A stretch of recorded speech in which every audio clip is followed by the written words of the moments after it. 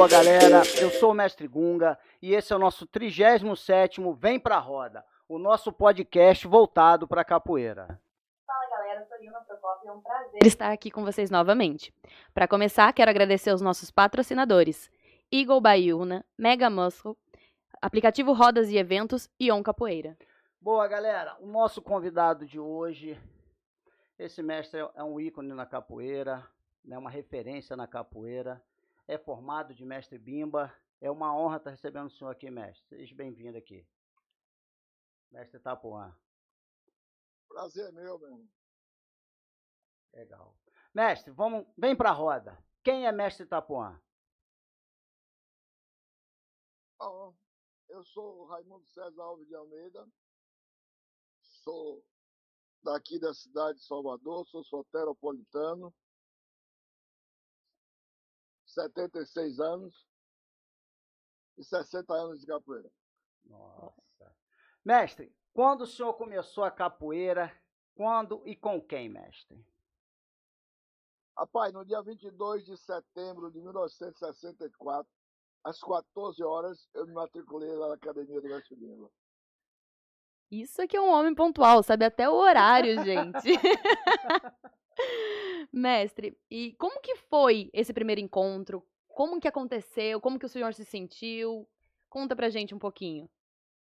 Olha bem, meu pai era da Petrobras e foi transferido para Natal, no Rio Grande do Norte, e depois foi transferido para Maceió, e eu fiquei por lá 12 anos. Eu só vim aqui nas férias para Itapuã, mas vinha mais para a praia e para jogar bola na praia, pescar.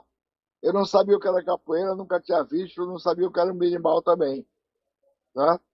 Aí um dia um amigo meu me chamou para matricular no judô, eu pedi dinheiro à minha mãe, mas um primo meu que treinava lá no Mestre Bimba, chamado Detetive, o mestre chamava ele, me chamou para ir lá ver a capoeira. Eu disse, pô, o que é isso? Ele disse, é uma luta, eu nunca tinha visto, fui. Aí assisti a aula, ele me levou a assistir a aula lá no Mestre Bimba. Fiquei muito impressionado com a figura do Mestre Bimba sozinho, mandava naquilo tudo, ninguém contestava nada que ele dizia. E talvez porque meu pai tinha morrido, por isso nós voltamos para Salvador, eu não tinha mais aquela figura forte em casa. Então o Mestre Bimba substituía isso, eu vi ele ali, e com um instrumento estranho na mão, que eu nunca tinha visto, o berimbau, a capoeira não tinha esse boom todo, né? Aí peguei com o dinheiro do judô e me matriculei. Também nunca me arrependi. Que bacana. E, mestre, quais são as suas referências dentro da capoeira? Além do mestre Bimba, claro. Ali bem, eu tenho o Mestre Bimba como o fator principal de eu ter feito capoeira. Mas os outros grandes mestres daqui da Bahia, eu me dava com todos eles. O pessoal, a maioria de Angola, só tinha uma academia de capoeira regional aqui que era do Mestre Bimba, né? Então, me dava com o Mestre Valdemar, Mestre Paulo dos Anjos, Mestre Caiçara, Crejiquinha, esses caras todos. Nossa, que legal. Mestre, qual foi a maior lição que o mestre Bimba deixou para o senhor, mestre? Rapaz, uma grande coisa que ele fez, que eu acredito, foi fazer você gostar de capoeira. Ensinar capoeira, rapaz, é muito fácil. Ensinar todo mundo a jogar perna é fácil. Aqui na Bahia, os meninos aprendem capoeira na rua por tentativa e erro. Acaba alguns ficando até bom de capoeira. Mas fazer você gostar de capoeira, entender capoeira é muito difícil. Ensinar é muito fácil. E isso ele me passou, certo? Dar valor à capoeira, respeitar a capoeira, essa coisa toda, manter a essência da capoeira, sem deturpações, isso tudo foi fundamental na minha caminhada. E o que fez o senhor realmente querer continuar nesse caminho? Como eu disse, era um esporte diferente, uma coisa diferente que eu nunca tinha visto. Além de ser uma defesa pessoal, a gente se matriculava antigamente como defesa pessoal, para aprender a brigar, né? Se defender do pessoal da turma, do futebol. Então, essa coisa dava uma autoconfiança. A gente tinha uma autoconfiança tão grande que o mestre passava, que a gente achava que podia brigar com qualquer um. Era furado. De vez em quando a gente estava no esparro e tomava umas porradas sem saber por quê. Mas a gente ficava muito ousado, né? Achando que podia resolver tudo com a capoeira. E falando nisso, na opinião do senhor, quem era o aluno de Bimba que mais dava trabalho? Numa questão de Quando jogo eu entrei lá, mesmo. já tinha uns. Os caras que eram considerados os bambambam lá dentro, né? Mestre Acordeon, pô, o Acordeon entrou em 59, pô. Eu entrei em 64, Nossa. né? Olha só. Então, já tinha camisa roxa, o Cabeludo, que foi quem me batizou, um cara de uma técnica excelente, Prada, Saci, Cascavel, tinha muita gente boa. Legal. A turma já era grande, então, quando o senhor entrou. Já. Mestre, qual foi o seu maior momento, melhor momento dentro da capoeira? Rapaz, aqui fizeram um campeonato universitário, tinha todo ano campeonato universitário. E eu ainda era estudante colegial, né? Ia fazer vestibular. E nesse campeonato, um aluno do Mestre Bimba perdeu. Nós ganhamos todos os campeonatos universitários. Aí esse aluno dele perdeu uma luta e o mestre ficou falando isso o ano todo. Aí ele dizia: ah, se você for disputar, vê se perde para aquele cara, viu? Eu aí ficava com esse negócio na cabeça. Aí quando eu passei no vestibular, ele disse: ah, vai disputar o campeonato. Aí eu vou. E ele ia sempre como presidente da mesa, né? Lá era na ABB esse campeonato. E aí no dia do campeonato, quando eu cheguei lá, ele aí me chamou na mesa. Aí eu falei: diga, mestre, olha, o homem tá ali. Ele: pô, tô vendo, mano. Daqui a pouco ele me chamou e disse: ó, no sorteio caiu você e ele. Ele: porra. Aí Camisa Roxa era o juiz. Eu cheguei pra Camisa Roxa e disse: olha, é o seguinte, se eu estiver perdendo aí, eu não vou perder pra esse cara nem a pau. Eu vou ser desclassificado, mas não vou perder, não vou passar esse vexame aqui nem a pau. Aí Camisa Roxa: nada, pode, você joga mais do que o cara, eu tô lhe avisando. Aí quando chegou na hora do jogo, eu sei que eu era um cara, Pedrito, eu era um cara de engenharia. E eu ganhei desse cara 12-1, né? E aí, quando eu fui saindo, o mestre aí, bonito, quando eu passei por ele. Aí eu entrei no vestiário, ele tinha quebrado o nariz do cara e a boca, né? E o cara tava lavando lá o sangue, aí olhou pra mim e fez: porra, você parece que é maluco, pô, parecia que tava dopado. Eu digo: eu tava dopado. Ele: tava dopado, ele tava, meu dope tá sentado na mesa. Né? Tava me olhando, ele tava me olhando. Então, por tentativa, por pressão, livre pressão, foi legal. Mestre, e a sua maior barreira dentro da capoeira, qual foi? Ah, o preconceito que existe na Bahia, até hoje existe, né? Talvez no Brasil, com capoeira. Se você chegar com um projeto para dar aula em algum clube desse social e tiver lá karatê, judô, tudo, entra todo mundo e capoeira não entra, né? Uhum. Isso aí em qualquer lugar do Brasil é assim, pô. Então, esse preconceito, por exemplo, depois eu fui estudar, eu sou dentista, aí quando as pessoas perguntam: ah, você é o quê? Eu digo: dentista. Porra, e joga capoeira? Quer dizer, era um negócio longe, porque, por exemplo, essas profissões todas são profissões da elite, e a capoeira era coisa do povão, baixo, né? Aí a elite não gosta do povão, né? Por isso que existe esse preconceito até hoje também. Mestre, o senhor é escritor, né? Como que surgiu essa vontade, essa ideia? Como que começou essa história? Eu queria escrever alguma coisa sobre o Mestre Bimba, e aí em 1980 eu terminei um livro lá que era Bimba, Perfil do Mestre. Era um perfil, não era uma biografia. Eu queria que as pessoas soubessem quem era o Mestre Bimba, qual era o caso dele na sociedade baiana, essa coisa toda. E aí lancei esse livro em 72, fiz até um show chamado Capo Arte, certo? Para poder lançar esse livro no Teatro do Sé, em 1982, certo? E aí, daí em diante, eu fui pegando gosto pela coisa, né? Aí fiz um depoimento do mestre Atenilo, um livro, depois uma bibliografia crítica da capoeira, que falava do acervo que eu tinha, todo o MEC até que lançou. Depois lancei a Saga do Mestre Bimba, que aí já era um livro mais completo, e com técnicas, falando da regional e do Mestre Bimba. E outro livro também, Capoeira Retalhos da Roda. E uma revista Negaça, que é do Grupo Ginga, que já está no 7º volume. Engraçado. Mestre, eu vou contar uma coisa aqui pro senhor. Isso em 95. Eu treinava, tentava treinar mortal, nunca consegui fazer mortal.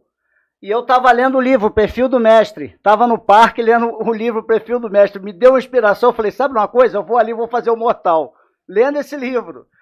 Eu saí e consegui fazer o mortal. Logo em seguida, que eu fiquei inspirado vendo o livro, eu falei, vou fazer o mortal. Fui e consegui fazer o mortal. Deixa eu lhe contar uma coisa. Quando eu cheguei na academia do Mestre Bima, eu tinha 5 dias na academia. Aí tinha gente lá de 10 anos, de 1 ano, de 2 anos. Aí um dia o mestre chegou lá e fez, faz uma fila aí. Aí todo mundo fez a fila, eu era o 5º da fila, né? E aí fez, mortar. Aí eu ficava, meu Deus, que porra é esse mortar? E aí, mas eu era o 5º. E aí era dar um salto mortal pra frente com a mão no chão, coisa que qualquer criança faz hoje. E aí, mas eu não sabia, nunca tinha dado, nunca tinha visto. E aí fui e dei esse mortal na minha vez, bati com as costas no chão, o mestre aí disse, é assim mesmo, cai de costa, depois cai baixado, depois cai em pé. Ele disse, tá bom. Aí fui pra praia, eu morava aqui em Itapuã, treinava esse mortal, fiquei o cão no mortal. Aí ele disse, o dia que ele me pedir, ele vai ver o que é bom. Aí todo exame de formatura que tinha, ele pedia vários movimentos a todo mundo podia fazer exame. Eu ia todos os exames, esperando ele pedir o mortal para eu poder dar, para mostrar a ele que eu aprendi. Porra, o mestre morreu e não pediu. Mas Sacanagem! Mas foi bom porque eu aprendi. Mas fiquei muito retado da vida. Mestre, qual é a sensação dos eventos aí, quando acontecia essas formaturas aí? A sensação que o senhor tinha, assim, nesse momento? A formatura era a festa máxima para o aluno da capoeira regional, né? Essa coisa é a invenção do mestre Bima, né? Essas coisas todas que estão aí na capoeira, que hoje fazem, alguns até deturpando a coisa, formatura, batizado, exame de admissão, isso tudo é a criação dele lá dentro da academia dele. Uhum. A formatura era o ponto máximo, né? A festa máxima que a gente tinha lá na academia. E era um dia muito legal. A formatura tinha a madrinha, tinha o paraninfo, certo? Uhum. E tinha o jogo do paraninfo e o orador, né? Uhum. A madrinha colocava a medalha, que era o diploma, no seu peito, e o paraninfo colocava o lenço, certo? E o mestre ia pedindo coisas. Era uma satisfação pública que ele dava, que você estava lhe formando porque você sabia. E a gente ia, não podia errar, não podia fazer nada disso. Ele era o mestre de cerimônia, ficava ali, cantava, contava piada, histórias, era muito legal. E rolava aquele jogo duro, mestre? Durante a formatura, você tinha os pares, né? Você, quando ele era escolhido para formar, você escolhia o par com quem você ia fazer o jogo, a cintura, os jogos com balões, essas coisas. Mas quando terminava a formatura, isso não fazia parte do protocolo. Um aluno formado antigo chegava para você e fazia, sua prova de fogo é comigo. Aí era um jogo que você tinha que fazer com os caras, aí era porrada com a porra. Porque rezava a lenda que se o cara tirasse sua medalha com o pé, você deixava de formar. Quer dizer, você ia para esse jogo para defender a formatura. Olha. Pô, aí era jogo duro, era porrada, e o cara que lhe chamava para fazer o jogo, geralmente era bem melhor do que você, bem mais antigo, era uma dificuldade retada, mas a satisfação maior era quando o mestre parava o jogo e sua medalha ainda estava no lugar, né? E quando fazia essas formaturas, o pessoal da Angola aparecia por aí também, por perto, ou nunca presenciaram? Nada, o mestre Bimba, depois que fez a academia dele, fechou a academia dele, ninguém aparecia lá, nem na formatura, nem na academia. Eu me lembro que 2 caras apareceram na academia pedindo para jogar, tomaram tanta porrada e foram embora. Nunca mais pediram. Porque o mestre Lima tinha uma coisa, ele dava uma confiança no aluno dele. Um cara uma vez chegou lá e disse, mestre, eu sou mestre de capoeira, eu quero jogar com o aluno do senhor aí. O mestre pode escolher quem você quiser. Mas lá tinha gente 2 dias, 3 dias, 1 mês, 10 anos. O cara deu o desacerto, chamou logo cabeludo, que era o cara mais antigo. Primeiro golpe que ele deu, tomou uma arrastão, bateu a cabeça no chão, quase desmaia. Aí pegou as coisas dele, desceu esse cara e foi embora. E o outro disse que era campeão de capoeira em Alagoinha, não sei o quê, ficou enchendo o saco lá, a aula nem tinha começado ainda. E eu estava conversando lá com o mestre. E ele, porque eu sou campeão de capoeira, aí dá um murro na parede assim. Rapaz, uma presepada. Aí quando o mestre foi entrando no quarto dele assim, aí eu disse, mestre, quero fazer o jogo com esse cara aqui. Aí o mestre fez, tá bom. Aí voltou assim no meio do caminho e fez, cuidado porque ele é campeão. Isso é a mesma coisa que dizer, meta a zona esse cara. Ô, mestre, Rapaz, eu bati muito nesse cara. Ele desceu a escada, ainda descia a escada correndo atrás dele aí. Não vai fugir, não, ô, peraí. mestre, e o senhor contando a história lá do perfil do mestre, aquele momento lá que o mestre fala, que é isso, mestre? Eu falo, é pé. E qual foi a sensação desse momento, mestre? Não, ali tem uma formatura, e o mestre Caissara mesmo contava isso. O mestre Caissara apareceu lá no Nordeste da Madalena e disse que queria jogar com o mestre. Aí todo mundo queria pegar a Caissara, né? Aí o mestre, não, deixa o rapaz aí, rapaz. Depois a gente conversa. Aí fez a formatura toda, todo mundo já tinha esquecido. Quando terminou, o mestre disse, quem é o cara que queria jogar com o mestre? Aí ele disse, sou eu, aí o mestre Penha. Eu sempre que gingou lá, o mestre deu uma bênção nele, quebrou o nariz e a boca. Aí ele fez, que é isso, mestre? Você é pé? O Alice tá com uma bacia de água para lavar esse rapaz aí. Caissara, conta a versão dele. Caissara disse que na hora que começou a jogar com o mestre, que o mestre olhou assim pro lado, que era o filho dele, que estava tocando berimbau, o Crispim. Disse que o mestre olhou pro lado e ele foi olhar também e tomou essa vez. Ah, que mandou esse otário ficar olhando pro lado. Ô, mestre, deixa eu fazer uma pergunta. Vocês faziam roda de rua também? Ou era mais dentro da Não, academia? depois que o mestre Bimba fundou a academia dele, fechou a academia dele, ele dizia, pô, pra que você vai demonstrar a todo mundo o que você sabe? Se a maior arma numa briga é a surpresa. Então a gente não jogava em lugar nenhum. Às vezes a gente jogava escondido. Eu ia na roda de Valdemar, fui na roda de lá de Pastinho as 2 vezes, mas não dizia ele. A gente ia por curiosidade, Uhum, porque o treino lá na academia do Mestre Bimba, tinha tanta gente boa, já bastava pra gente. entendi. Então vocês rodavam por conta mesmo, tudo escondido mesmo, né? Por conta. É, escondido. Mas e quando o mestre ficava sabendo disso daí? Pegava pesado?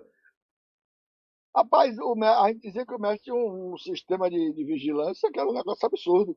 A gente brigava na rua, por exemplo, eu brigava aqui no futebol, aqui em Itapuã, quando chegava lá, ele já sabia. Eu acho que isso daí é coisa de Mas mestre, ele então, não porque dizia esse nada. daqui, ó. Ele ficava assim perguntando, o que foi que houve ontem? Aí a gente tinha que contar, porque ele já sabia. Ele dizia até o seguinte, que quando você brigava no passado, quando você brigava na rua, você levava vantagem, levava um charuto Serdic para o mestre Bima, que era o melhor charuto que tinha aqui na Bahia, né? Famoso. Aí levava o charuto, ele fumava o charuto. Levava o charuto para ele. Ele já sabia que você brigou e se deu bem. Aí Ora, um dia, onça antigo, que mora em Brasília, que é um dos antigos aqui, né? Chegou lá na academia e levou uma caixa de charuto do Sueli pro mestre. O mestre disse, foi isso, uma guerra, pô. Porque era o que justificava. Você brigou, mas levou vantagem. entendi. Mestre, fala uma coisa pra mim. A visão do senhor hoje da capoeiragem aí na Bahia. Como é que o senhor vê? Aqui está muito bem, rapaz. É que aqui na Bahia é o único local do Brasil onde tem essa disputa, quer dizer, essa divisão em capoeira Angola e capoeira regional, né? Uhum. Mais nítida assim. Então, a gente tem muitos mestres antigos aqui, eu me dou com todos eles. Eu digo até que eu sou um capoeirista ecumênico, eu não ligo para grupos, essa coisa, eu ligo para as pessoas. Então, eu me dava com esses mestres antigos todos, então era muito bom conversar com eles, aprendi muito com eles, viajei muito com eles também, certo? E aqui na Bahia tem muito isso, até hoje, né? Com essa coisa de capoeira contemporânea, que é um grande erro, contemporânea é tempo. Uhum. Então, e não é estilo. O cara usa todos os movimentos da Angola, todos da regional, os toques da Angola, da regional. Não existe um golpe que não seja da Angola ou da regional, isso não é estilo. É uma mistura que eles fazem de capoeira regional com capoeira Angola. Então deveriam ter colocado o nome capoeira mix. É verdade. Não precisava explicar. Não é? Agora esse é contemporâneo é tempo. Mestre, e tem algum sonho ou algum projeto que o senhor ainda tenha vontade de realizar? Ou o senhor acha que já realizou todos os projetos que o senhor tinha em mente? Não, eu acho que eu vou viver até 105 anos. Que maravilha! Porque eu fiz umas contas que minha avó morreu com 106, minha mãe com 90, a outra com 92. Eu fiz umas contas e deu 105. Pô, então tá tranquilo. Vamos ter que me aturar até 105 anos. E a gente está sempre trabalhando com capoeira, fazendo alguma coisa. Nós temos um projeto há 2 anos atrás, antes da Covid aí, que era assim, Itapuã, Festival de Cinema Capoeira Itapuã mandou chamar. Levamos isso em vários estados, e aqui na Bahia, nos teatros e tudo, lotava. de mestre, eu convidava todo mundo, e depois que assistia o filme, a gente discutia esse filme. Era para colocar as pessoas que nunca viram isso, e eu tinha todos os filmes de capoeira. Então, fizemos esse projeto, foi muito legal, foi muito bom. Agora nós estamos fazendo, agora no dia 22 de setembro, nós vamos lançar o Ginga Prêmio Literário Capoeira. Porque, olha bem, é só para aquelas pessoas que já escreveram e que escrevem sobre capoeira. Porque esses prêmios todos, Jabuti, Prêmio Shell, eu nunca vi ninguém premiar um livro de capoeira.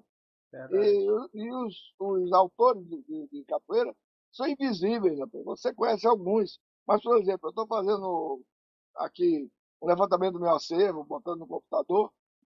Comecei por livro de capoeira. Tem 640 livros de capoeira até agora. Nossa. Bom, vamos dizer aí que 640 livros tem 600 autores de capoeira que ninguém conhece. É invisível. Então, eu vou premiar 60, porque é meus 60 anos de capoeira, e é no dia 22 de setembro, que é o dia que eu entrei para aprender capoeira. Vai ser no teatro, certo? Nós vamos premiar essas pessoas. A gente não quer aqui julgar que esse tal livro é melhor do que tal livro. Não, a gente está premiando a iniciativa da pessoa escrever sobre capoeira e provocar para que outras pessoas escrevam. Por isso vai ser de 2 em 2 anos. Que aí o autor tem tempo de fazer outro livro, ou outros autores surgirem, entendeu? Reconhecimento, né? É. Nossa, que bacana, bacana mesmo, mestre. Mestre, fala uma coisa para mim. Aí, no mercado modelo, né? A gente sabe que chega aí em Salvador, é referência da capoeira, né? Tipo, o pessoal vai em Salvador, a primeira coisa que vê no mercado modelo é a capoeiragem daí. E é toda misturada também, né? É porque ali, rapaz, é uma apresentação folclórica para turista, né? Uhum. Como o mercado modelo é todo feito para turista, né? E é uma visita obrigatória do turista. Então a Bahia Tussa fez um palco lá para aqueles capoeiristas. Aí dividiu. Um dia americano, outro dia Gagé, outro dia Mário, e vai por aí, entendeu? E eles apresentam ali, mas para turista, né? E aí a capoeira como se fosse uma roda aberta. Cada cara tem um estilo diferente, diz que é uma coisa, mas é mais para turista ver mesmo. Tá, é mais apresentação mesmo, né? Aí É. joga. E é aberto para todo mundo aí ou não? Se você chegar lá e pedir para jogar, eles deixam, não tem problema nenhum. Ah, legal. Mestre, o que a capoeira representa na vida do senhor? Rapaz, olha bem, às vezes eu digo que a formatura de capoeira, para mim, é mais importante que a minha formatura em odontologia. Porque, olha bem, em odontologia, toda vez que eu ia almoçar, jantar com meus colegas, aí, rapaz, o papo era só dente, dente, que eu fiz um canal, porque eu tô com um caso assim, porra, era um negócio altamente bitolado. Quando eu entrei na academia do Mestre Lima, cada um tinha uma profissão diferente e a gente nem profissão tinha. Então abria um leque muito grande, o horizonte da gente aumentava bastante, entendeu? Então era mais fácil de você conversar com as pessoas, de se informar das coisas.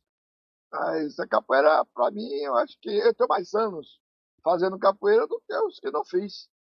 Eu tenho 76 anos, vou fazer 60 de capoeira.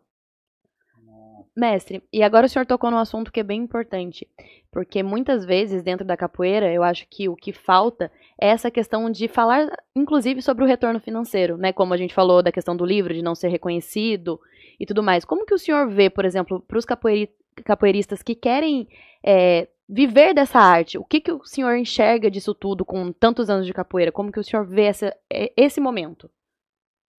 Olha bem, quando eu comecei a estudar capoeira, eu sempre passava para meus alunos, eu dizia sempre a eles, vocês têm que ter alguma profissão para segurar o sonho. O sonho é a capoeira. Porque as contas chegam todo fim do mês. E nem sempre que você tem o dinheiro da capoeira para pagar essas contas. Então você tem que ter uma profissão, certo? Que segure essa onda do sonho. Certo? É muito difícil você viver de capoeira. É impossível. Todo grande capoeirista, inclusive os do passado, tinha uma profissão. Jogava capoeira, ensinava e tinha uma profissão. O mestre mesmo foi estivador. Tortor de Maré foi estivador. Noronha também. Canjiqueira da prefeitura. Caiçara também. Então, todos eles tinham uma profissão para segurar o sonho. Tá, e deixa eu perguntar para o senhor, dessa turma toda que o senhor acabou de falar aí, que todo mundo tinha profissão e tal, e o pessoal que ainda está presente aqui, o senhor tem muito contato com eles, assim, em eventos? Do pessoal Pessoal da onde? do Bimba, do Bimba. Ah, tem. A gente tem um grupo, inclusive, no WhatsApp, que é a turma de Bimba, certo? Uhum. E a gente, de vez em quando, reúne todo mundo para almoço, para contar mentira, tanta mentira que eu fico maluco. Doutor Decano dizia que todo capoeirista é muito mentiroso. Então a gente se junta lá, é cada história, os caras contam muita história. É uma maneira da gente se manter junto e a gente tem muito contato, assim, né, com os que estão vivos aí. Porque a turma de Bimba tem prazo de validade. Uhum. Porra, o mais novo está com 64 anos. Então daqui a pouco a turma de Bimba acaba. E o mais novo é o filho do mestre Bimba, né, o Nenel? Uhum. Então daqui a pouco a turma de Bimba acaba. E você tem que formar pessoas que acreditem na capoeira regional e no mestre Bimba. E se o senhor... Agora mesmo eu Pode estou falar. lançando um livro que é Capoeira Regional na Imprensa, de 1938 a 72. A 78. Eu estou fazendo isso com um menino lá de Tocantins, que começou a pesquisar agora, né, de capoeira, o cego. Eu fiz o livro com ele, né, com as referências todas de jornais e revistas desde essa época toda. Já está com 500 e poucas páginas, já está para ir para graça. Nossa, que bacana. Isso é para manter aquela coisa da capoeira regional, não as pessoas não esquecerem. Porque se na verdade o pessoal não fomentar isso, a nova geração vai deixando de lado, né? Essa é a verdade, né? Esquece. E se o senhor pudesse resumir de uma maneira sucinta quem foi mestre Bimba, como que o senhor descreveria isso, em poucas palavras? Uma vez eu botei, não sei se na revista ou no livro, que de vez em quando Deus olha lá em cima e diz, hoje eu vou botar um cara diferente aí. Aí no dia 23 de novembro de 1899, jogou o mestre Bimba aqui embaixo. Então ele é dessas figuras raras, que a gente vai ser difícil você substituir um cara como esse ou aparecer outro cara com a importância dele. Ele ganhou o título aqui de doutor honoris causa pós-morte pela Universidade Federal da Bahia, quando é mais ortodoxa, pela contribuição dele na educação do povo baiano. Nossa, que legal. Que bacana. Que bacana mesmo. Mestre, o senhor acha dessa movimentação de campeonato na capoeira? Até porque o Bimba também teve pessoal que disputava muita coisa, né? Começou com ele, né? Ele, em 1936, desafiou todos os lutadores baianos contra a regional dele, o que durou 1 minuto e 10 segundos. Aí os capoeiristas disseram que, mas aí é no ringue, não é capoeira. Ele desafiou todos os capoeiristas baianos contra a regional dele, não apareceu nenhum, morreu invicto. Então, ele fez muitos campeonatos na academia dele. Eu mesmo ganhei um campeonato lá de formado, em 1970, certo? E disputei muitos campeonatos baianos aqui, fui técnico de seleção baiana. A Bahia foi bicampeã brasileira. Esse negócio depois nós tiramos. Eu sou a favor de competição, tem que ter competição e se incentiva bastante, principalmente as pessoas mais novas. O cara tem um amigo dele que é de judô, tem campeonato de judô todo dia. O outro amigo é de natação, tem campeonato de natação todo dia. E das outras modalidades todas, só capoeira que não tem, o cara vai para migrar para as outras modalidades. Verdade, Então você perde até o foco, né? Tem que ter essas competições para incentivar o pessoal mais novo. Agora surgiram as competições aí com prêmio em dinheiro. Mas olhe bem, esses campeonatos de capoeira parece capoeira, é uma coisa parecida com capoeira, mas não é capoeira. Os regulamentos e o medo do capoeirista de perder limita muito a atuação dele como capoeirista na roda na hora do campeonato. Fica limitada a 3, 4 golpes só. Sim. E o cara fica com medo de perder, certo? Mas é mais um tipo de campeonato. Mestre, e na sua opinião, qual foi a maior conquista no meio da capoeira hoje em dia? E qual está sendo a maior dificuldade ou o maior problema que o senhor vê das pessoas que praticam atualmente, de que vivem dessa arte? Olha bem, hoje se fala muito que capoeira é patrimônio imaterial mundial. É mentira, certo? Que o IFAM fez isso junto com a Unesco, é mentira. Aqui na Bahia nós tombamos, entre aspas, porque coisa imaterial não se tomba, reconhece, né? Entre aspas, a capoeira como patrimônio imaterial da Bahia. E o Brasil também tombou como patrimônio imaterial do Brasil. Quando a Unesco e o IFAM resolveram tombar ela como capoeira mundial, o que é que fizeram? Tombaram a roda de capoeira e os saberes do mestre, e não a capoeira.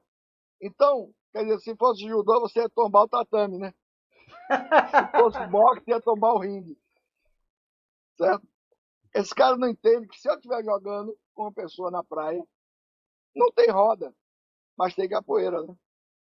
Sim. Então, foi um erro. E ainda meteram minha foto lá no dossiê, como se eu tivesse participado desse negócio. Que merda. E eu acho que muitas vezes, um pouco do que a gente tem visto aqui com as outras entrevistas, é que muitas vezes o pessoal de fora dá muito mais valor pra capoeira do que quem tá aqui dentro. Pô, eu viajo muito para fora para dar aula. Por exemplo, eu vou dar aula de 2 horas, o cara fica 2 horas ali sem reclamar, fazendo tudo que eu estou mandando, só bebendo água, os caras ficam tudo vermelho. E aqui no Brasil, eu começo a dar aula, 15 minutos, o cara está perguntando se vai ter roda. Não é? Fica, não vai ter roda não, mestre? E hoje vai ter roda não? Porra. Então os caras, eles treinam muito, pesquisam muito, faz questão de vir aqui à Bahia para ver, entendeu? Como é interessante. E hoje a capoeira é mundial, né? Pô? Antigamente você contava nos dedos quais eram os países que tinha capoeira. Hoje você conta os que não tem. Uhum. Verdade.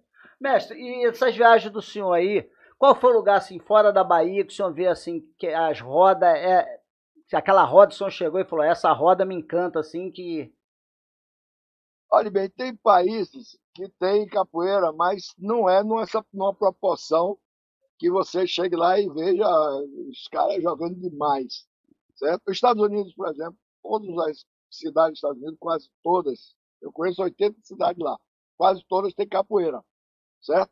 E tem capoeira boa. Já tem muitos americanos formados mestres dando aula lá, certo? E agora, por exemplo, eu vou na Finlândia, tem um menino que é do Rio Grande do Norte que ensinam lá, eu vou agora em junho para lá de novo, certo? Então, quando eu chego na Finlândia, os caras, tem aluno bom de capoeira, se você vê, tem aluno bom, mas não tem número suficiente para que você faça uma roda altamente técnica e braba, não tem. Eu acho que o lugar que mais tem capoeira é os Estados Unidos, mas tem muito na Austrália, Israel tem mais de 5 mil praticantes. nossa. E qual foi o primeiro lugar que o senhor foi pra fora? E como que foi essa experiência? O primeiro lugar que eu fui foi em Nova York. Eu fui num evento lá do Mestre Gelon. Aí depois disso, eu fui em Nova York, Portugal, Espanha, Madrid, Polônia, Budapeste, Luxemburgo, Suíça, Suécia, Finlândia, muita coisa. Mestre, o seu ponto de vista, mestre, o que é ser um mestre de capoeira? Pois é, uma vez eu estava na academia do Mestre Bimba, ele ia entrando no quarto dele assim, o mestre tinha umas respostas bruscas, brutas. Ele ia entrando no quarto dele assim, aí eu falei, mestre, como é esse negócio de ser mestre? Ele virou para trás e fez, se algum dia você for, você vai saber, rapaz. Nunca mais eu perguntei o que era ser mestre. Nem queria saber o que era ser mestre, nem eu queria ser mestre. Nunca mais eu toquei nesse assunto. Até hoje, eu acho que ficou trauma. Quando o cara me pergunta o que é ser mestre, até hoje, eu não sei, depois caiu a ficha. Eu disse, pô, pra que adiantava ele me dizer, tá bom, você mexe aí, isso. Se minha vida é totalmente diferente da dele, a realidade era outra, entendeu? Então, Entendi. Então, em eu cima tenho da. essa dificuldade. Mas um cara para ser mestre, ele tem que, primeiro, saber jogar capoeira. Segundo, entender o que é capoeira, os fundamentos todos da capoeira. Saber passar isso, porque tem muito bom capoeirista, mas é péssimo mestre. Né? Se não fosse assim, Pelé seria o técnico da seleção e Edgar. E não é assim. Ele só sabia jogar, mas não sabia ensinar. É a coisa que acontece aqui na capoeira, certo? Mas é respeitar a capoeira, ensinar a capoeira, não deixar ninguém deturpar a capoeira, certo? Manter a essência dela, isso tudo. Esse conjunto de coisas, e mais a compreensão. Porque você, para ser mestre, tem que ser psicólogo, psiquiatra. Porra, é tanta gente que vem com problema para você que você tem que resolver ali. Você tem que ser tudo, preparador físico, técnico, psiquiatra, psicólogo. É complicado. E agora vamos fazer a outra pergunta, já agora no semestre. O que o senhor acha a respeito desse pessoal que quer acelerar esse processo sem ter essa vivência? Mas hoje é muito fácil. Porque, por exemplo, como surgiram esses grupos, você tem uma ideia do que é grupo de capoeira. Quando eu fui aprender capoeira no Mestre Bimba, eu morava aqui em Itapuã, pegava um ônibus, 1 hora e pouco para chegar no centro para pegar a aula dele, certo? Então aqui em Itapuã só tinha eu que jogava capoeira. Aí eu peguei 2 amigos meus aqui, levei para lá para o Mestre Bimba, para poder ter duas pessoas para treinar aqui em casa, certo? Para ter gente para treinar. Hoje tem 30 grupos aqui em Itapuã. Nossa. Certo? Então hoje você não tem nenhum número de grupos, não existe um censo. Você não sabe o número de capoeiristas que existe, nem o número de grupos que existem. Né? Isso é muito... Então o que acontece? Cada grupo tem seu sistema lá, né? Então vamos dizer que você tenha um sistema de graduação com 20 cordões, corda, cordel, sei lá o que for. Quando o cara chegar no último, ele é mestre. Então ele já sabe que no ano X ele vai ser mestre. Isso não existe, né? Uhum. Mestre era uma consagração popular. Você tinha que ter tempo, a comunidade tinha que lhe reconhecer como mestre. Hoje não. Qualquer grupo forma o cara porque ele chegou no último cordão. Ainda tem os mestres espertos. Quando o cara chega no último, ele cria mais um cordão. Aí o cara chega no outro, ele cria mais um, para o cara não ficar igual a ele. Verdade, verdade. Não tinha pensado vindo dessa forma, mas Vira é uma verdade. disputa de ego, na verdade, né? É uma loucura isso. Então, hoje, por exemplo, rapaz, pense bem. Quando eu comecei a aprender capoeira, só tinha academia do Mestre Bimba e do Mestre Faixinha. O resto eram umas 3 ou 4 rodas que tinha nos bairros, assim, afastados. Certo? Hoje, o cara faz a roda só de mestre. Uma vez eu fui no Rio, o cara disse, os mestres todos podem descer aqui para a roda, numa quadra de futebol salão. Desceu quase a arquibancada toda. Eu digo, porra! Entendeu? É muito mestre, é muito fácil virar mestre hoje. Ainda tem os que vendem o título, né? Sim, sim. O cara compra o título de mestre. E o senhor, sendo aluno de uma pessoa tão importante, de uma figura tão renomada, qual é o conselho que o senhor dá para os outros alunos? Primeiro você precisa treinar muito, né? Primeiro escolher um bom mestre. Né? Importante. Treinar bastante, procurar saber tudo sobre capoeira, se influenciar das coisas todas, ler tudo que cai em sua mão, escutar tudo, para poder você mais tarde discutir ou passar isso adiante. Tem um entendimento da capoeira, né? Para estar transmitindo isso. Que às vezes tem um pessoal que joga capoeira, mas não conhece a capoeira, né? É a maioria, né? Sim. O cara é jogador de perna, ele só quer jogar. Ele não quer saber de mais nada. Sim. Rapaz, onde eu mais aprendi foi conversando com esses velhos mestres. Sim, é a lição, né? É a vivência da capoeira, né? Eles passavam toda a vivência deles que eles tiveram, passavam isso para a gente de graça. Exatamente. Mestre, então, para encerrar, qual é a mensagem que o senhor gostaria de deixar para quem está assistindo? Essa mensagem é essa, é que trate a capoeira como ela merece, certo? Com todo respeito. E treine muito, pesquise muito. Converse com os velhos mestres, que eles têm muita coisa para entregar para vocês, certo?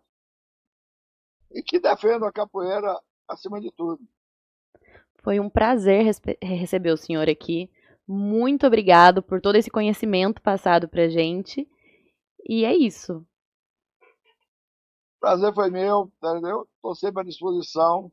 Espero que vocês façam muito sucesso ainda com esse podcast de vocês aí. Mestre, Obrigada. muito obrigado. Que Deus abençoe o senhor, que o senhor consiga estar iluminando toda a capoeira ainda, como o senhor vem fazendo sempre. Só agradeço o senhor. 105 anos só, fico tranquilo. Tem tempo para voltar várias vezes ainda. Muito legal. Pessoal, mestre Itapuã vem fazendo pela capoeira. E você, o que você faz pela capoeira? Fica aqui mais um Vem Pra Roda, nosso podcast voltado para a capoeira. Até a próxima.